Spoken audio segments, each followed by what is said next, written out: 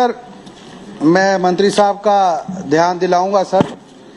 Part सी जो है मेरे क्वेश्चन का, उसमें आप देखिए सर, यही सवाल मैंने इन राइटिंग पुंछ में भेजा अपनी कॉन्स्टिट्यूंसी में, उन्होंने जवाब नहीं वहां पे दिया। और यहाँ पे भी आप देखिए, मैंने इनके सवाल पूछा कि 2022 और 2024 तक मेरी कॉन्स्टिट्यूंसी में सर बहुत सा बदल किया है। बहुत से लोग हैं जिनको AAY लिस्ट से निकाला गया है, BPL लिस्ट से निकाला गया है, और आज भी डिपार्टमेंट कहता है कि हमारे पास कोई डेटा ही नहीं है कि किन लोगों को लाया। स्पीकर सर, मंत्री साहब के नोटिस में लाऊंगा, 15,000 रुपए एक आदमी से लिया जाता है वहां पे। मैं यहाँ पे रिकॉर्ड ये करूंगा, इस पे आप रिकॉर्ड में सर लाइए, 15,000 एक आदमी से लिया जाता है। और मेरे 2 TSO2 जो मेरे वहां पे हैं, लगभग 500-601 पे, लगभग 500-601 पे, लगभग 2 करोड़ रुपए वहां से लोगों से वसूले उन्होंने। और इसी वजह से इनके पास जब मैं इनको सवाल पूछ रहा हूं कि मुझे डिटेल दीजिए, किस क्राइटेरिया पे आपने इसको BPL बनाया, इसको APL बनाया, और जो पुराना है, जो पुराना बेचारा गरीब मर रहा है वहां पे, उनको वहां से काट के इसमें सर इंक्लूड किया गया है। ये सवाल सर पूरा का पूरा मैं कह रहा हूं, जम्मू कश्मीर के लोगों के साथ जुल्म हो रहा है इस डिपार्टमेंट का, और इस डिपार्टमेंट ने कोई कसर नहीं छोड़ी।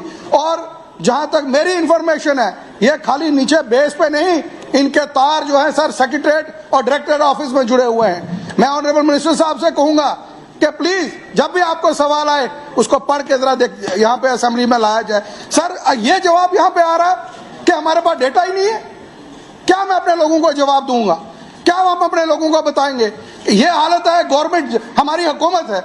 आज अगर नेशनल कॉन्फ्रेंस को लोगों ने पावर में लाया, यहाँ पे हुकूमत बनी, वो इसलिए दिया, लोग मजबूर हैं, लोग परेशान हैं। और इस किस्म का जवाब स्पीकर सर, मैंने 2 बार वहां पे चिट्ठी लिखी, मैंने AD को चिट्ठी लिखी, TSO को चिट्ठी लिखी। जब मैं यहाँ से जाता हूँ, मेरे घर के बाहर 500 लोग वहां खड़े हो जाते हैं, रोते हैं मेरे घर के बाहर, कहते हैं जनाब हमारे नाम लिस्टों से कटे हैं, और कोई जवाब नहीं। आज भी देखिए डिपार्टमेंट कहता है मेरे पास कोई लिस्ट हमारे पास नहीं है। मैं ऑनरेबल मिनिस्टर साहब से गुजारिश करूंगा कि खासकर अगर और कहीं कर रहा है या नहीं कर रहा है, मेरी कॉन्स्टिट्यूंसी में विजिलेंस को रिकमेंड करें इस लिस्ट को, और एक जो मुलाजिम इसमें इन्वॉल्व है, मैं स्पीकर सर बताऊंगा, हजारों करोड़ों की उनकी प्रॉपर्टी है, कहां से उन्होंने वो बनाई है। मैं गुजारिश करूंगा इनसे कि इस मैटर को देखा जाए, और इस सवाल के जवाब जिस ऑफिसर ने दिया है उसके खिलाफ सख्त से सख्त कार्रवाई हो इस पे। ऑनरेबल स्पीकर सर, ये बड़ा ही एक जेन्युइन कंसर्न है और ये हर जगह है, और एक इतने गंभीर आरोप अगर लगाए, मैं इसकी वेरिफिकेशन करवाऊंगा, इसको एग्जामिन कराएंगे। अगर ये ठीक निकला, strict action will be taken. Omar Abdullah government ये सफाई करने के लिए, जो पिछला बिगड़ा हुआ निज़ाम है पिछले दशकों से, उसको सुधारने के लिए, और एक verification has already been ordered.